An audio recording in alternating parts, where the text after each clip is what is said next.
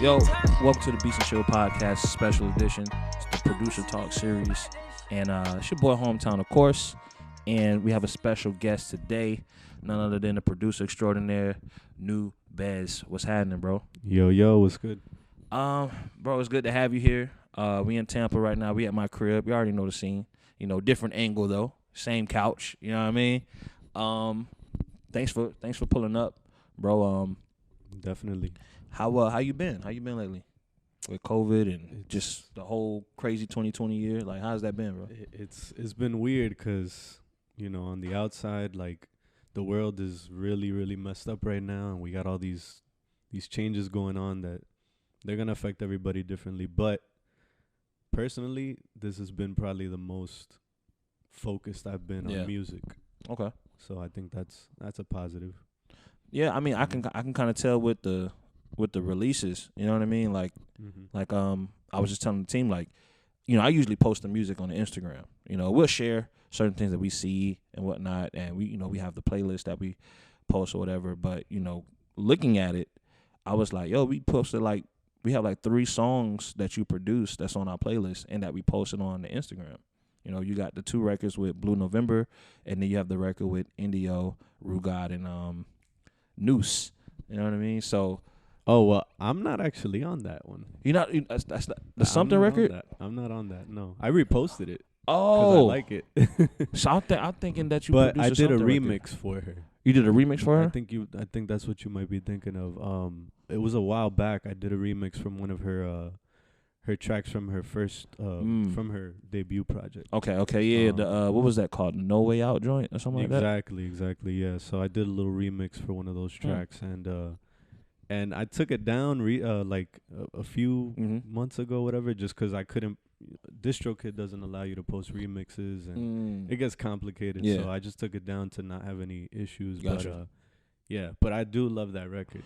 So tell me, like, seeing that we, with how I found out about you is with the collaborations.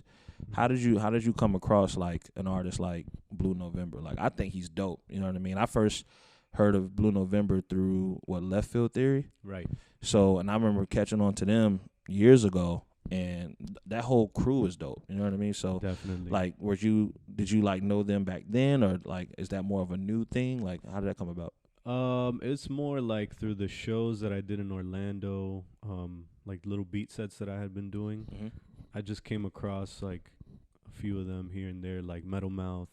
I played a show where he was in one of the rooms performing, and we were in another at the Hanau Center, I think it was, in Orlando. So I don't think I've ever been to that center too. Yeah, it's a dope. It's like a little art spot, but gotcha. Yeah, through there I kind of like learned about them and Beta, and I've been working with Beta's the guy, bro. Yeah, he's a beast, and I worked with Mark with he goes by Alfonso X. Okay. I think he raps under that moniker. I'm trying to remember. There's a lot going on there, but right. Either way, like they're all very talented, and through them I kind of got associated with BLU NOVEMBER. I learned about his music. I copped one of his albums last year, the Stuck in the Swamp album. Really liked it, and then I just reached out to him and I was like, yo, if you need any production, I'm trying to get some stuff out there. If you want to check it out, let me know. Gotcha. See what we can do, and he's amazing. He can just write to anything. So gotcha. It was real quick, like the chemistry and the work. Gotcha. You cool. Yeah. Cool. Try to not cover the mic a little bit. Yeah, but yeah, bro. I think, like I said, the music you guys made, like the 2 records, y'all kind of got like a little thing going, bro. Like y'all got like a little duo type thing. Like, has that ever been like a passion for you to like build with one artist and like create like a sound, or like maybe like a niche sound, or even like a classic type project body of work? Definitely. Like I grew up listening to a lot of 90s hip hop, and I always liked when producers and artists had like that chemistry where they just sounded good together, always kind of like with Gangstar, Guru and DJ Premier. They just had that chemistry, and everything they made was dope. So I've always wanted to like get somebody who can write to anything, because it'll just let me explore like a lot of different avenues. And yeah, I'm feeling that with him. Like we got a lot more than just those 2 tracks together in the vault. Mm-hmm. And when those come out, I'm excited to see what people hear about them, because I really like those beats. Yeah, man. And the crazy thing is, for me, bro, it's like, you know, on a very major scale, we see those things. We see the Harry Fraud projects with people. You know, we see the Mad Lib projects with people, which are very few. Mm-hmm. But we see those on an elite level. Right. But it's not common that I see that done well from like in our own backyard. You know what I mean? I appreciate that. Yeah, so I mean, I think it's dope, man. Like BLU NOVEMBER is dope. Cool to see how he's growing as an artist, you know, and I think that helps with the sound that he's been able to, you know, create on, you know. So as far as like, you know, it's your sound, what are some of like your biggest influences? I know before we started recording, you told me that you're originally from New York. Right. So like, is it, and then you say like Caribbean and whatnot. Mm-hmm. So it's like, do you try to like make sure you add those elements into your production, or do you more so try to base off of, you know, what that artist is looking for? Well, I think my sound changes a lot. Like mm-hmm. I've gone through different iterations and things like that, but I think I always try to keep an element of the music that I grew up on mm-hmm. in everything I do. So whether I'm trying to adapt to like more of an upbeat, like melodic sound that I think is more popular now, mm-hmm. I always try to inject like jazz and R&B, because even with my Caribbean roots, my dad I grew up with my dad like playing Michael Jackson in the house. Right. Stevie Wonder. Mm-hmm. A lot of 70s music, the Carpenters, like it was just stuff that was it wasn't just like a singular type of music. Right. So I feel like I got a good mix of everything, and I always try to incorporate that into stuff. Yeah, and I'm noticing in a lot of interviews and a lot of like, you know, conversations I've heard from just popular or even undiscovered artists is that like everybody is realizing like we kind of had the same upbringing when it came to music. You know what I mean? Like, yo, I got who didn't have mic in their crib? You know what I mean? Who didn't have these things? And it's like, how did it push you? Like, when did you realize, all right, I want to produce. Like, this is what I want to do. Yeah, you know what? And I think everybody has like a clear moment like that. Mm-hmm. It's like an epiphany. But I watched this. There was like a documentary on the Neptunes making their albums, like working on their stuff behind the scenes.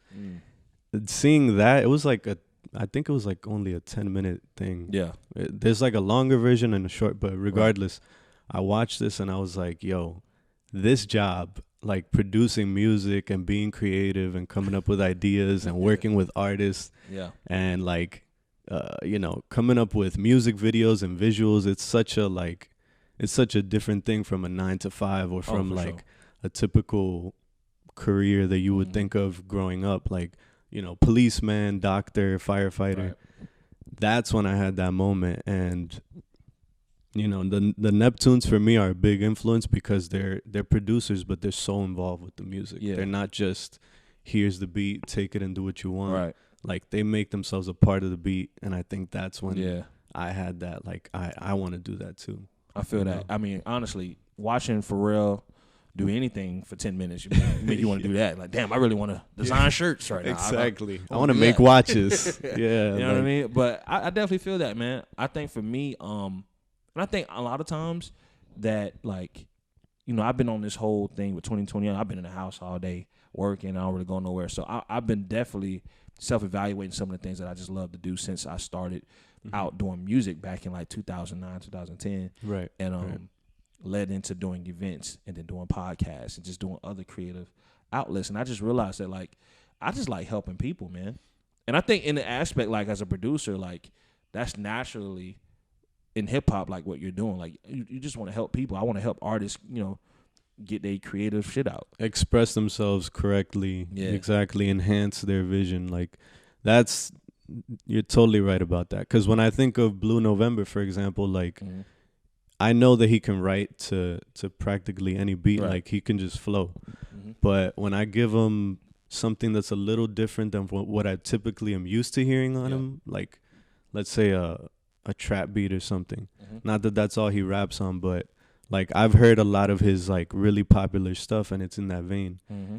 So then I'll just give him something completely different, and I like kind of having him express himself. It's almost like shooting a film with somebody. It's like, all right, we're gonna do a Western with Leonardo DiCaprio. Right. You know, it's like you're giving them a whole different backdrop, but still allowing them to do what they want, just so people can see, like, look, this artist is unique because they can shine even on this. Right. You know, they can shine in a completely different way than what you're used to. Gotcha. So I love that. And by the way, about the inspirational moment, I've had multiple. Right. You know, yeah. like it happens all the time. Yeah, and I think it's a continuous thing too, because like what you was inspired by 5 years ago could be different from the next 5 years. You know what I mean? Right. It's like, you know what, I want to do something different with this, and that just comes with the way the world just changes. Like technology changes, access to things changes, access to just things that you learn about. You know what I mean? So, tell me this though. You know, when it comes to working with an artist, like give me the scene. Like, what's the first thing you do when it comes to a session? Let's say, I rap, right? So if I say, hey yo, I wanna get in the studio with you. Let's work on a record. Like, what is one of the things? Like, are you a very expressive person? Like, do you communicate a lot? Do you just like, you know what? Let me just play with my shit over here, and then just tell me if you like something. Like, kind of like, what is your way of communicating initially on that first session? It depends on the artist sometimes, because I've been working with a lot of bands recently, a lot of like just instrumentalists. But in general, I just like to come up with an idea that everybody is kind of feeling, and it might just start with like a groove or something, you know, or like a chord progression. But I just like to get into it. I don't really like to talk about it too much.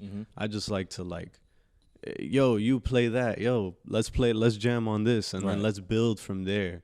So I kind of like it to be like a build up, a momentum, so that when we get to like, you know, that crazy like crescendo moment, we can look back and be like, all right, do we like this? Right. Yeah, let's keep going. So something like that. But with a rapper, somebody more like in the hip hop realm, I guess. Yeah. It really just depends, because it's been weird with COVID. Like, I've been working remotely so much. That hasn't happened in so long. Like the last time I did, it was probably in New York in Quad Studios. I was working with a rapper there, and it was real organic. You know, he came to me with an idea, and we were just like, all right, let's work on that. And I kind of just like started by playing different beats, and kind of getting like a feel of where the direction was headed, and then, you know, zeroing in on it. True that. I feel that. So I'm gonna ask you this, because I certain things that I always want to get producers' perspectives on. Like, let's say, are you have you ever like sent out beats? Like, I know now you say like remotely, but like, because I know some guys that don't like to send out beats. It's like, nah, pull up. You know what I mean? They prefer not to send out certain stuff because they just like, yo, I don't really want my shit out there like that. Like, how do you feel about that? I don't mind it.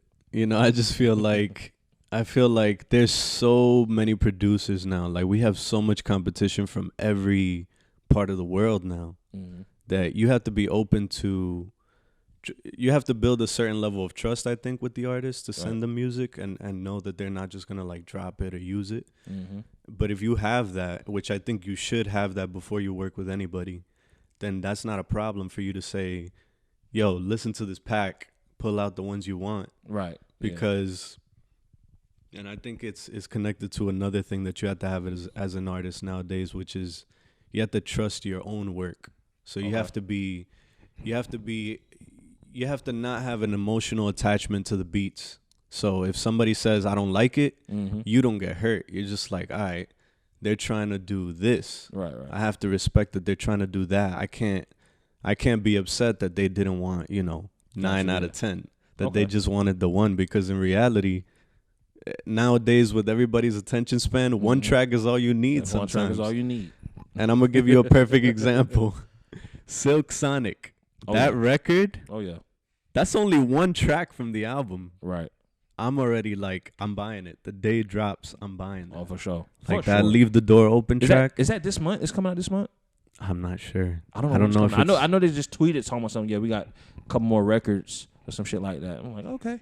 Regardless, they only dropped that, which I didn't even know because I kind of listened to it kind of late, but it just kind of like illustrated that point to me to where it's like you don't have to necessarily, you know, have somebody play by all of your rules if you have a certain relationship with them, you know, because that's kind of selfish in my opinion. Like you got to be open to it. Now there are people who have their own level of, I guess, respect where they're not going to do that, and you have to know that. Like, I'm not going to hit up Dr. Dre and be like, yo, send me a pack. You know, like, I'm going to go to the studio and work with him. Yeah. So it's kind of like that. It's kind of like a relationship thing, I think, that you have to build. Okay. You know? I feel that for sure. I think that, like, I don't know, man. I remember one time me trying to get into, like, really making beats, bro. And, like, I think that I could produce a record in the aspect of, like, a Diddy. Right. As opposed of like making the actual beat. Like over kind of giving an overview of what you want. I can sit there and like I may not be the person to touch the pad or do anything in FL, but I can sit with that person and go over something that like, oh, I like that part. Let's loop that, or you know, let's add something to this, or let's do something with these drums and stuff like that. I think I could do that. I think that's my It's like an orchestrator. Yeah. I think I can do that, man. How would like however, I feel like, you know, you have those producers that are like I remember what it was, the Wu-Tang series, right? I don't know if y'all caught that shit on Hulu. Yeah. You know what I mean? But they, basically, just from the stories of that, RZA was like, yo, like, give me a couple years. Trust me to just do this shit. I got the sound. I got you guys. Just trust me to do whatever I can. And if this shit don't work, then all right, cool. But give me 2 years. Like, do you feel like that's something that you would like to do? Like, yo, I already know how this shit is gonna work. I know what sound is like. Let me trust me, and we'll make this shit pop. Or do you feel like do you want to be more collaborative with that? You know what I mean? Like, what's like if you had to choose a door to go through, which one would you choose? Well, I've done them both because I work with a few bands in the past and currently where I do just that. Like I like playing that role where it's like, all right, you know, I got the guitar player, the bass player, the drummer. Y'all play this. Just trust me and let's go with it. And then let's record it. And we write a lot of our songs like that. Like we just start with a groove and we build from there. Does that that transition live though? Do you guys do anything live with that? Yeah, we jam live. We'll just, you know, in between songs when we're just like tuning, one of us is tuning or something. I'll start like a little groove on the keyboard with the bassist and the drummer, and then the guitarist is done tuning and he jumps in and it's like a little interlude, you know. Got you. And I love doing shit like that. Like in production, I've been doing it more often now, where I've told so many people this, but I use this service Fiverr. Y'all heard of that? Yeah. So. Not trying to do no plug, but basically I go on there and I look for artists and session musicians because I'm at that point now where it's like when I make a beat, I just want it to be, you know, I want it to have a level of quality in the playing. Yeah. And that's not necessarily something that I can do sometimes. Like I play keyboard, but there's people who can play much better than me and I'm conscious of that. So I've played that role where I'll send somebody a chord progression and I'll just have them play it, you know, correctly, or in the way that I intend the artist to really receive it. And I've done, you know, the super producer type of, I'm gonna do everything in the beat, and that's fulfilling in a different way. So it really depends on what you're going for, but I'm open to both as long as the outcome is something that I'm happy with, you know. So I'm open. I love collaborating and I love doing shit by myself. It just really depends. What's I mean, with everything kind of like, I mean, everybody getting the vaccine. You getting the vaccine, man? Yeah. I am. Yes, I am getting that. Yeah, man. Everybody getting vaccinated. Things are coming back open, full capacity. You have any plans on traveling? I would love to go back to LA. I went for the first time in March of this year. Oh, word. And I only went for a few days to chill with one of one of my boys who lives in Long Beach who produces. He goes by Lakewood. Okay. So he kind of just like was real cool, and he let me stay at his spot. Oh yeah, that's the best way to go, man. Go to LA, Stay at at his spot. Yeah, that's the best way to go. Saved up on all that Airbnb cash. So oh yeah. But nah, it was my first time on the West Coast, and it was just really fun, man. It was traveling really like expands your perspective, and for sure. You know, I was I gotta do this more often. Hell yeah! I remember I took my first trip to LA 2019, bro. 2019 January, and I was like, bro, I'm over breathing different. You know what I mean? Food is cleaner. You know what I mean? I'm over here chilling, bro. It was like a culture shock because I remember, bro, I kept seeing so much branding and advertisement of weed. Yeah, I'm like, bro, this is like weird for me right now, bro. It's you know, was advertised like McDonald's over there, bro. The most surreal part was going into a dispensary for the first time because I've literally never had the chance in Florida. Exactly. Like they have them here, but it's like a whole thing that you have to, you know, it's a whole thing. It's not over there. You can literally just walk in if you're over 21. Yeah, to show your little ID, walk in and. Right. I had me a nice little bad thing walking around. She's like, yeah, so these are the gummies here. And these are like, damn, bitch, what? No, the best thing about the dispensary I went to was like it was so state of the art that it was like it was a little surreal walking into it because it's presented like the Apple Store. Yeah.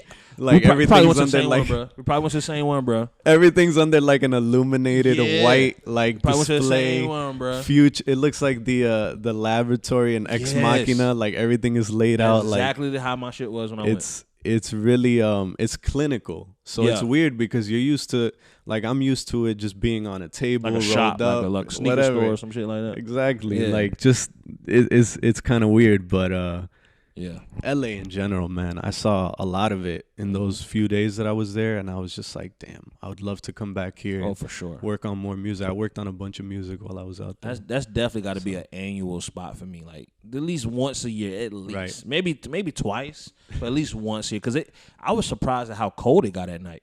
Yeah. I was like, shit. It's straight up the desert. Like it's hot as fuck in the morning and cold as well at night. Yeah, bro. I remember bro, I had got the edible cookies or whatever from the dispensary, and then we went to this vegan like burger joint called Monty's, bro. And it was like the best vegan burger in town, basically. That shit was like a small little shack, like a small Waffle House shack, and it was a line outside to get into this motherfucker. So we get into the line. I done had like some of the cookies or whatever, and in a split second they're checking people. I immediately was like, oh shit, I got these edibles on me, bro. You know what I mean? And then like right in that moment, 'cause I had like this coat or whatever, and like he told me to pull out my shit or whatever, and I pulled out the cookie. I was kind of like, I'm caught. You know what I mean? Like, damn, I'm caught. You know what I mean? And he was like, yeah, go, you good to go? I'm like, oh yeah, it's LA, it's cool. Oh yeah, exactly. You know what I mean? Like it's cool. That's the feeling you get like every few hours. You're like, oh yeah, I'm good here. Like, yeah, it's not a problem here. I did have the fucking what's the one burger joint, the Pablo burger joint out there? Is it In-N-Out? In-N-Out? Yeah, I had that. They fries was trash. Exactly. Thank God you said that. I was about to say, please don't say you liked them because that's the one thing I realized that the fries are trash. Fries trash sale. I went there one time. That was that. I was like, oh, I'm in LA. I'm not eating this shit. But yeah, I only tried it because it's only over there. I was like, let me at least taste it. But you know what I mean? Post a little picture on Instagram. Those fries are trash. Oh yeah, trash as hell, boy. But I was hanging out with some vegan folk. So everywhere we went, they was like, yeah, bro, you gotta go. The only time we went to In-N-Out was when like we was leaving. Yeah. But yeah, they was taking us all like the vegan spots. I went to the unhealthy vegan burger joints, eating all the fucking vegan waffles and shit like that. Yeah. Shit was cool though, man. Shit was cool. It's a different experience out there. It's for very sure different, and the people too. You know, like there's one thing I get that feeling from Canada too, where like there's a lot more respect for just doing doing art and music. Yeah. You been to Canada? No, I haven't. I wish. I would love to. I'm trying to slide out there too, man. You know what I mean? We got some folk up there that was interested, like, yo, Beats and Chill, we fuck with you. Da, da, da. Like I forgot what they do. I think it's called like the Sampler Cafe. They do like they like all link up in like a cafe and be chopping up shit. Oh yeah, but they based out in Canada, so that was like a couple years ago. They was like, yo, we'll come out there during our winter. You know what I mean? And the music scene in Canada is so well supported, man. Yeah, like I love it. I love how there's so much different music coming out of there. And like if you think about it, everybody who changed the culture recently. Oh, okay, yeah, Canada, that makes sense. Man. That does make sense. Drake, The Weeknd, like not everybody, but you know, yeah, it's a very Justin active, Bieber, yeah, man. It's a very active place musically. I love it. You know. What about bringing it back home though, like because you're in Kissimmee or I'm in Orlando. Kissimmee, yeah. So how do you feel about the music scene out there? Because I think it's very interesting. Like compared to like we're in Tampa, so like Tampa, we kind of already know like how it is in a sense. Like we kind of have like this certain aspect of hip hop, and then we have like a more of a melting pot version of hip hop where we got a lot of people who may have moved from New York, Atlanta, or wherever. Right. But like as far as Orlando, man, like how is that? Because I feel like it's weird. It's changing up, and there's certain pockets in hip hop in that area that's so intriguing. Yeah, it's you know it's hard to explain really because there are a lot of artists in Orlando, but I only experience a very small fraction because I'm a producer in like a more of a niche than most of the producers out there. Like I worked with this R&B artist. His name is Jonathan Ogilvy. Okay. And super talented dude, and through him I've learned more about the Orlando hip hop community than on my own in like the last 10 years. So that's how like niche it is, I think. But one thing I can say is that there's a lot of unique shit in Orlando. Oh, for sure. Like just that it's very hidden. That DJ producer scene. Yeah. Like like you said, we you talked about Beta. Beta, we had him come out 2 years ago, November, I believe. He DJ'd at one of our Beast and Chill events. Who was English? English, yeah. English is my guy. Dope as fuck. Yeah. Crazy Daisy. Oh yeah. Kendi, goddamn, Ja Kulaz, Metal Mouth. Oh, that whole group is like they're always productive, man. Yeah. I always tell them, I'm like, yo, y'all are on that shit. Like that y'all chicken are and beer so shit, productive. So all that shit is dope as fuck. Yeah. But some artists, I do fuck with some artists out there. Like I don't know if he's even staying out there. Old Town Marco, or if you go by Marco XO now. Nico is. I fuck with him. Yeah. I've been fucking with Nico since 2012. Henry Dyer's from out there. He's pretty cool folk. Yeah, man. I really enjoy going. Like when I do go out to Orlando and I go to certain events, like I really do enjoy it. Like it's really cool to kind of like know that this is like down the street and like it's like a different atmosphere. And what I try to do is just like blend it. Like I try to, bring some of those people over into Tampa, let them know, look, we got some of the same shit over here that you guys will fuck with. You know what I mean? So that's kind of like a thing that I like to do with the platform. But as far as like, are there any like artists outside of like neighboring cities from Tampa or Miami or whatever that you may have wanted to work with or have maybe got some things off with? Yeah. I I'm always working with this crew of producers that are in this like it's like a collective. They go by the Free Rice Crew.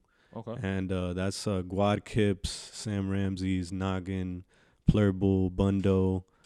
There's a bunch of producers. I'm always forgetting a few of them because there's so many. Right. But I work with them a lot, and outside of that circle of people, we got a bunch of collabs coming. Okay. There's an artist in South Florida. He goes by Rob Hippie, or Rob fucking Hippie, I think is his IG. Sounds familiar. But really dope. Like he has that dark kind of like that mysterious kind of sound that I like. Okay. Where it's like it could be jazzy and it could also be like fucking, you could have a mosh pit to it. Like it's wild. Gotcha. But it's tasteful. And that's what I like. Like it's not too crazy. Yeah, mainly those dudes, I have collabs with a few other people that are in the works. Garrett Odom is another one who he's like connected to BLU NOVEMBER. I got connected to him through him. Okay. And I think we have maybe like 4 or 5 that are coming out. Okay. And I'm really excited for those too, because those are they're just really different beats from me. Gotcha. I'm just excited to see what people think about that. So is that something that we can probably like expect on the? Because I saw that you posted that you got a project coming out soon. Right. Yeah. That's gonna be more of a. So this year I've been playing around with a lot of electronic sounds. Okay. Yeah, I noticed that. Exploring that side of things. So that project is gonna be like probably my last like foray into that world before I get back to the more hip hop focused stuff. But yeah, that's coming out probably next week. I just uploaded it yesterday to DistroKid. So okay. And I got a few people on there. I got a vocalist from the UK. Okay. Who goes by Jody Poi. Really, really nice voice. She's another artist who like I like working with her because she can hear something and just know what it needs right away.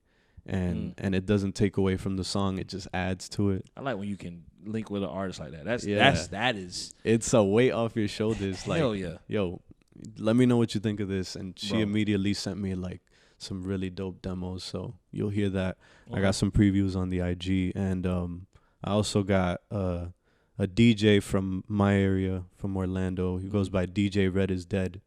Really dope DJ, has a bunch of like really unique remixes online, and he's gonna be scratching on the last track.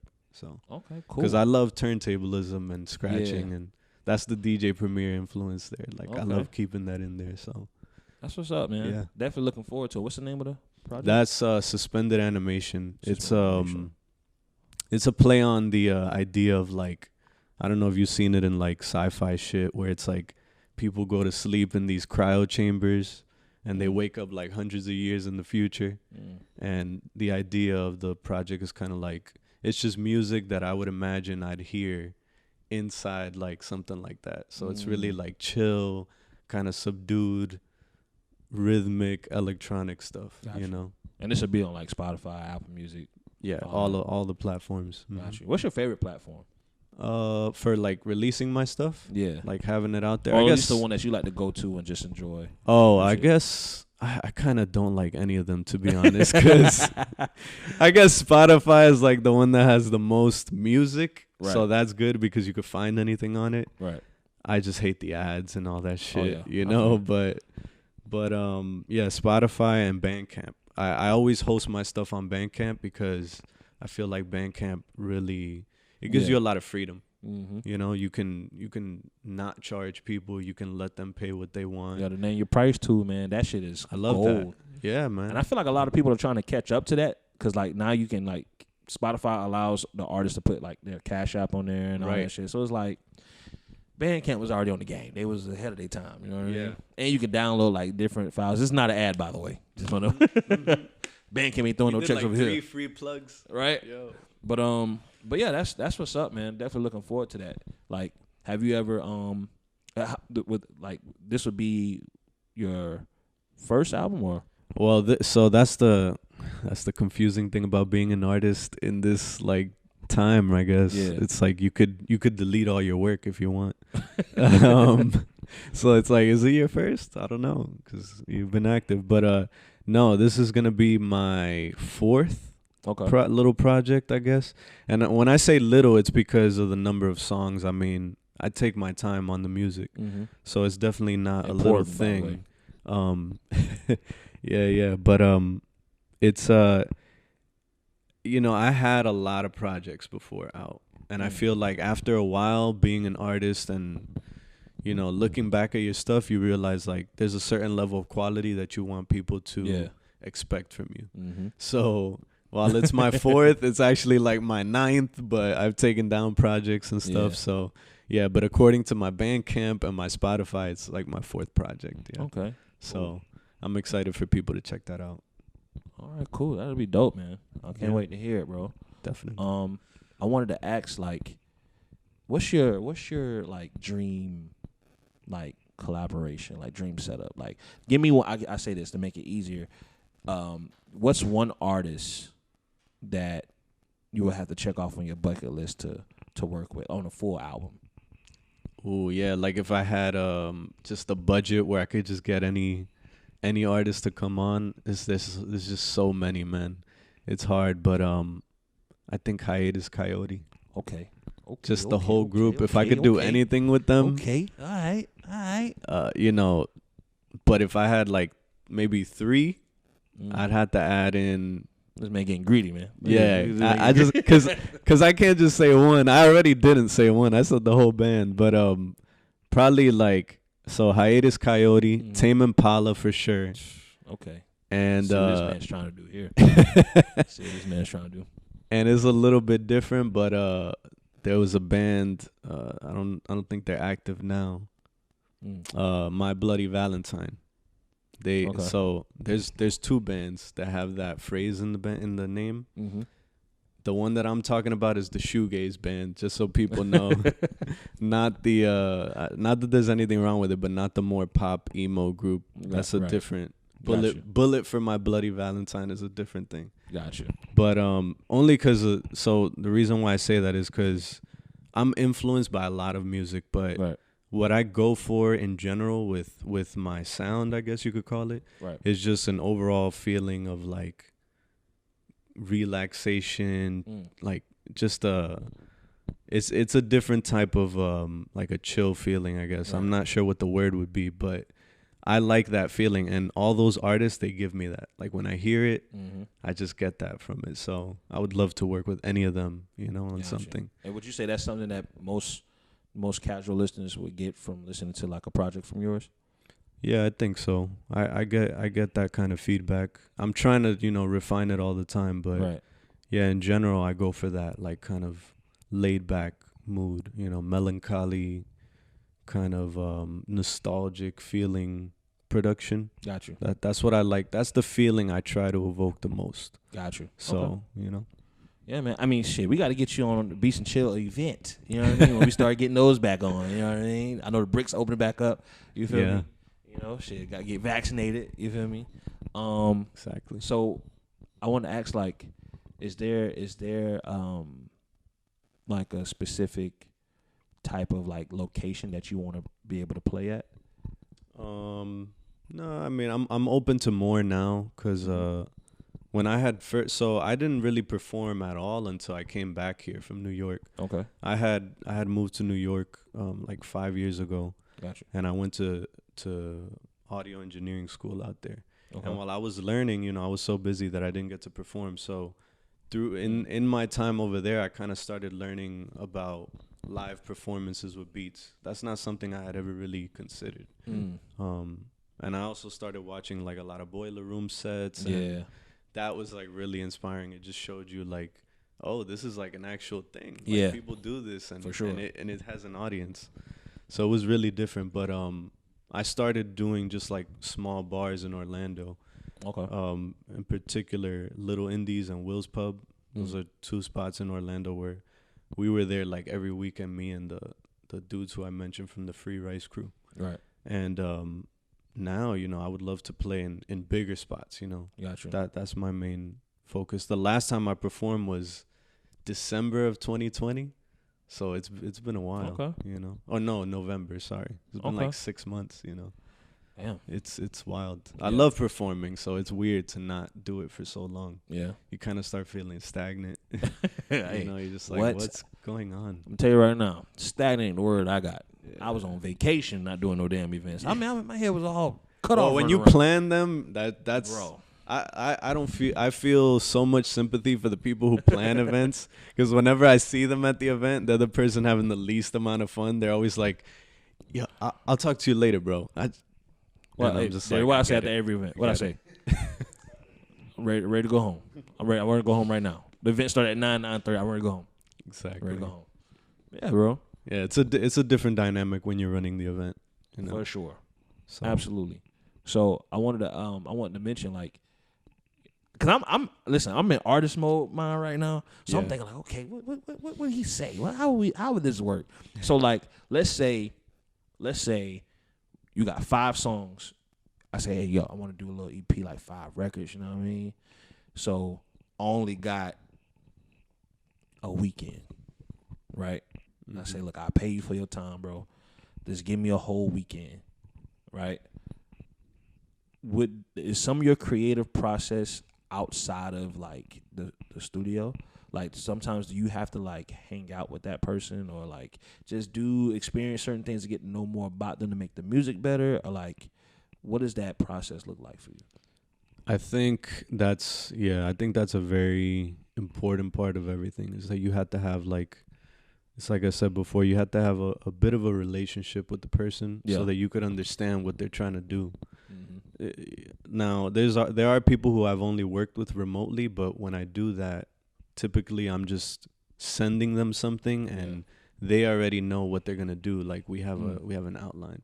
But if it's something like that where it's like, you know, I got this spot for a weekend, there's a studio in there and we can just work the whole weekend. I would love to, like, you know, have a little bit more than just in the studio time. Like if that means we go to the record store and listen to some vinyls and we pick out the ones that we know could work. Right. That's a part of it, you know, eating some good food, maybe seeing a movie. I love watching movies. I'm a big like movie fan. Yeah. I love all genres of movies. I love good film. And I think any shared experience like that where you're both, you know, into it, where it's something that you're both interested in, it's good because it adds to that energy. Yeah. You know, so it could be a smoke session. It could be, you know, talking about something and we're all just like laughing about it and making jokes, like playing a video game, you know, we play some Call of Duty, bust each other's ass, whatever. Like that type of stuff I think is good. And ideally I would love to have it like that, you know. Yeah. To where it's something fun. I feel that for sure. You gotta have fun with it. For sure. If it's stressful, you know, I would rather cut the session. If I feel that it's like awkward, I'll be like, yo, I'll be back another time. let's I'll be back later. Do better. Do better. Do better. Bro, I definitely feel that 100%, bro. I told myself, I said, I'm like, bro, I already work a job, bro. Exactly. I'm not working. I want to have fun. You know what I mean? If it's music, if we're filming something, podcast, we making merch, whatever the fuck it is, I want to make sure that I'm doing something that I'm having fun with. I already work a job. I'm not trying to work another job. Exactly. And when I was younger, I used to think like, you know, when people mention like energy, they're like, oh, you gotta have good energy. I was used to be like, what does that mean, man? Get that crystal shit out my face. Yeah, like that's like, you know, it's like this whole like borderline, it's like horoscope kind of vague type of thing. But then as I got older, I realized like what people mean when they say that, at least in my opinion, is like there has to be a level of comfort with everything that you do for it to turn out well. Like when I work with people and I try to force it to happen, where I'm like, you know, I'll message somebody and send them a beat and they don't respond to me in 3 days. And I'm like, yo, did you hear it yet? You know, whenever I do things like that, it turns out horribly wrong. Like it just turns out bad. Or we just don't end up working together. And that's where you have to recognize, like, I have to get involved in things that are on my kind of wavelength, you know? Like, for sure. It's not that you want to put yourself in a box necessarily, but you got to do things that you know you're comfortable doing so that they turn out well. And I think, you know, I try to do that generally now, you know. I'm learning every day, but you try to go for things like that so that it doesn't fall through. So who's like your go-to? Like for me, I have like, you know, my go-to person with an idea to kind of like either shit on it to let me know the shit trash or let me know it's good. Like I usually have, you know, some of my team or like one of my friends to kind of like check on it. And they might not even be like an artist, like not like they do music or anything. You know what I mean? I have a homie, Tyree, goes by Sheepish Narco, photographer, and does film and stuff. And he's somebody that like I hit up all the time, just like, bro, what you think about this event idea? You know what I mean? Like, nah, that shit sounds stupid. Like, don't do that. You know what I mean? So who are those? Who is that person or those people for you when it's like, yo, I just made this shit. Like, let me send this over real quick. Let me see what they think. Like, do you have anybody like that? I know you say you got the collective crew. Yeah, they're a big part of that. Like, any one of them at random points throughout the process, I'll send them like demos and just be like, yo, give me your feedback on this. Or I might even just be chilling with them and we're all playing beats and I'll just throw on like something that I haven't put out and then I'll ask them afterwards. Because I like that real, honest, like gut reaction. Because usually that's like the most the most accurate reaction that you can get from people before they start like trying to, you know, protect your feelings and shit.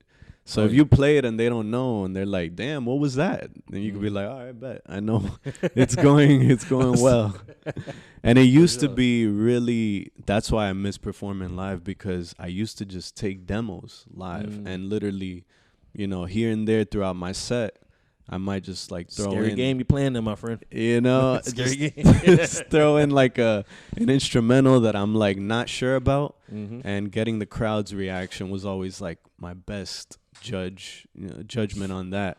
Now that that's not happening, I've been releasing a little bit less material because of that. But yeah, when it's not the crowd, which is like my first, you know, go to, it's my friends who produce music with me. Right. Gawd Kips, Sam Ramses, you know, those dudes are just, I've known them for a long time, and I know like they'll tell me honest, they'll give me honest feedback. Cool, man. Yeah. Cool. Well, shoot, bro, I don't want to keep you too long, bro, but I wanted to close out with saying, one, thanks for coming through. Of course, you know what I mean? Man. Keep Thank doing you for what you're doing me. with the music, bro. I can't wait to hear this album. You know, like I've turned over a whole new leaf with playing a lot of more independent artists. Like I literally erased everything off the Instagram, and because we used to talk about post a bunch of like popular music and stuff, and it's like, you know what, so many different platforms do that, you know. But I want to kind of focus on a lot of independent artists, hip hop, R&B, DJs, and producers, and because I've done that, it's helped with my discovery. You know what I mean? And that's why I love the music that I heard from you with Blue November. You know what I mean? I want to hear more from different artists, but it's like, bro, the shit is dope, bro. One thing, is there anything specific you want to shout out or, you know, leave us with? Just, you know, thank you for having me on here, man. I appreciate your platform. You put me on to a lot of dope shit. Like, I've been in the few, you know, months that I've been following y'all now, like, you guys just post some dope shit. Just a real quick shout out. Thanks, man. That track you posted with Jaylani, Jaylani on IG. Oh yeah. Wow, that track is so fire, man. Yeah. That whole little project. You just you know, shout out to everybody in Orlando who's always inspiring me. Like that's the best thing you can do, is continue dropping music and expressing yourself. Everybody out there, because we're all helping each other in some way when we're releasing our art, because we're proving to each other like, yo, just keep doing it, because eventually the audience who fucks with you is gonna find you. Oh yeah. And shout out to everybody in Orlando who's doing that.